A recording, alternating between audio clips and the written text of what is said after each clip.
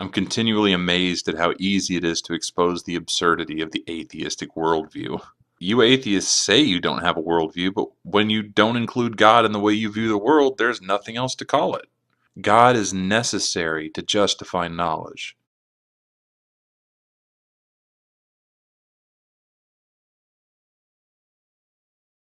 You lose. You have to borrow from our worldview just to justify your own, and no matter how many times we point out that you don't have a leg to stand on, you just keep on pretending that you don't understand or we don't understand, that you don't know that God exists, but you do. You do know God exists because that knowledge is there inside you, just like it's inside me, and you can't stand it. No, you atheists want to make yourselves God. You're so in love with your depravity that you run from the truth every chance you get.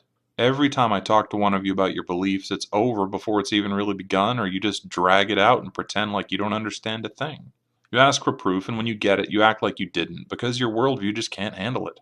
Here's a news flash for you. The very concept of proof is absolute proof that God exists.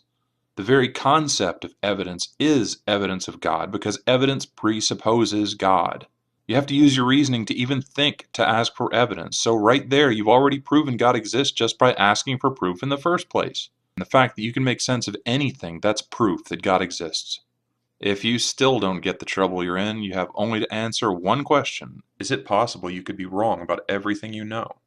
If you answer yes, then you've given up knowledge and the conversation is over, because if you can be wrong about what you know, then you don't know it. Even if you answer, no, I do have knowledge, you prove that God exists, because without God, you can't know anything at all.